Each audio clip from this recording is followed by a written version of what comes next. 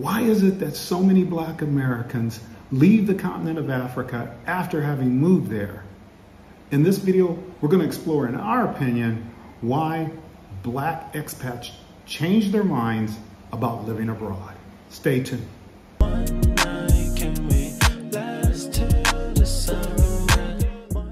Well, we want to talk about and explore why African Americans moved to the continent of Africa, why they left the U.S. in the first place.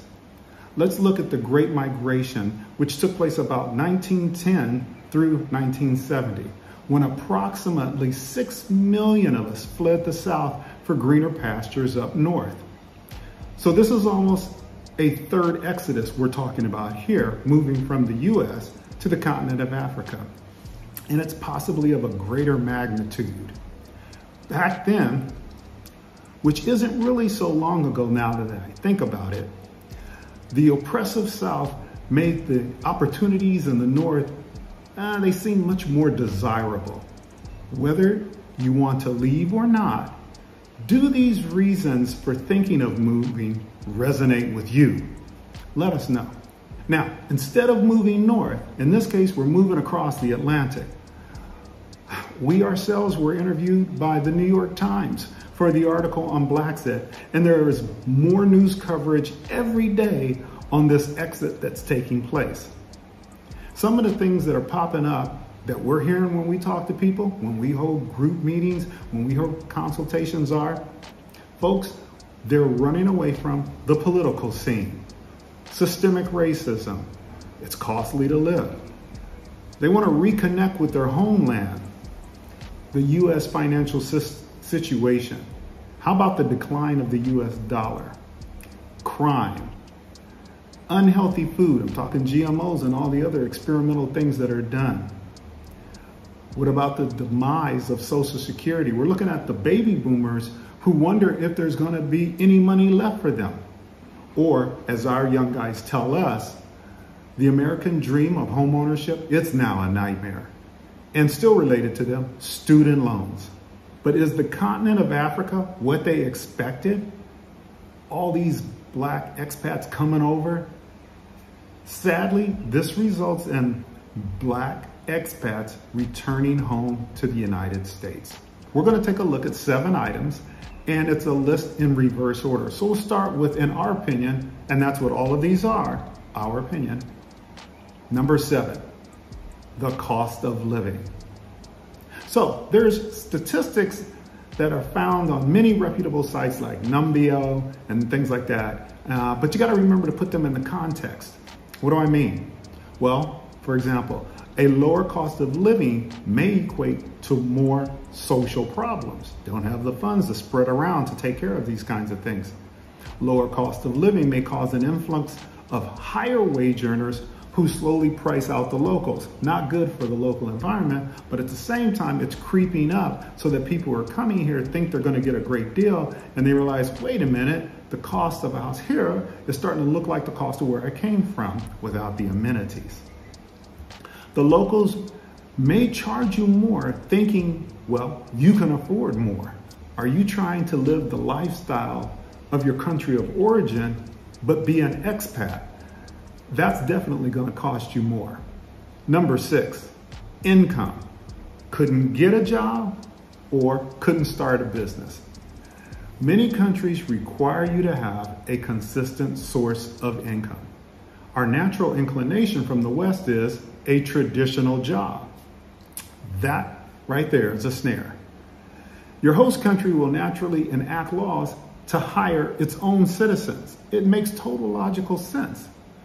Even if you found a job, you're going to have a lower cost of living, and that's what you came for. Therefore, that job isn't going to pay enough of what you need to thrive. Oftentimes, the host country will require some kind of special consideration for the business that you want to start. How about you probably should have started that business before you departed your country of origin? And lastly, the host country may require that a local have a majority share in your company or land purchase. Number 5, Romanticizing coming to the continent versus the reality of coming to the continent. You thought, and I may have too, that they were going to roll out the red carpet when you arrived. Sadly though, they were not educated on our plight 400 years, the things that took place. They've got their own history to think about and be concerned with. We may have fantasized about our target country, just as many coming to America from other places like, I don't know, Vietnam in the 70s. They once thought that the streets were paved with gold. I even know that some people, when we lived in Los Angeles, we were in Hollywood quite often. Some people think that Hollywood is all this glamorous and beautiful things. The streets don't look like that. They look very bad. They don't look like what they're made out to be. So you've got basically the story that you've created in your head. It could be based on what YouTubers, what we say, could be based on a vacation you took, which was a different frame of mind. And also then there are friends who are telling you things or stuff you've read in books or articles. So you've got this story that you've told yourself. Number 4, loneliness. You got family, friends. It hits you at some point in time, you're out here all by yourself. Unless you came with a ready-made crew with you. You're going to miss weddings, you're going to miss births, you're going to miss funerals. It's going to take a toll on you. Hey, folks back home might even begin to slowly kind of forget about you. They slowly forget to connect you on the Zoom call and or whatever else. And things start to then degrade just a little bit in terms of a relationship. And lastly, during your visit back home, you begin to realize you took a snapshot in your mind. It was back the way things used to look, and they're not like that anymore, and neither are the people in that particular space anymore. And so you feel like a stranger in your own hometown. Number 3, crime. You thought you were coming to a paradise until you begin to become aware of petty crimes. Well, how's that happen? Well, you got the Citizen app on your phone, and it tracks suspects, occurrences, little things going on that are nearby you based on your GPS location, right? And you realize it's a lot more active than you thought it would be. Here's something else. You belong to an expat community. That's great news.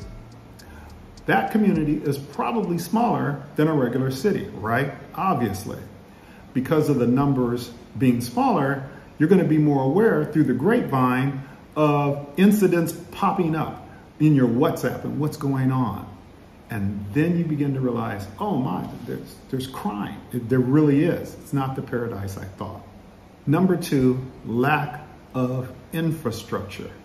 You experience electrical power outages, and they're ad hoc or they're scheduled. The water pressure fluctuates between low and non-existent. Roads begin to take a toll on your car, which results in higher cost of living because now you got to pay for those repairs. The bureaucracy is different for foreigners than for the locals, and you lack expertise on how to work the system, and it's costly to you. So let's just look at it this way. If you're interested in learning how to better prepare to move abroad, what you want to do is register for our Epic Africa Move workshop. It's July 20th and 21st, both days, 3 hours. You're going to use the link below in the description, or you're going to go to our website. And what's going to happen is we're going to take you through a holistic approach so that you can think better about what's in front of you and these issues that I've begun to bring up. In our opinion, what is the number one reason why people who are Black Americans, they move back to the United States? Here it is. Lack of cultural adaptation. What do I mean by cultural adaptation? That's the time that it takes a person to adapt to a new culture. It could be any culture. You could go within a job from one floor to the next. You could go from one job to a totally different company. You could go from being single to being married and gaining new family. here are some of the little things that pop up. These seem trivial, but they can wear on you after a while.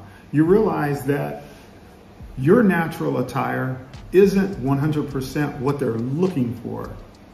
And you think, oh, the host country really wants conservative attire. What do they mean by that?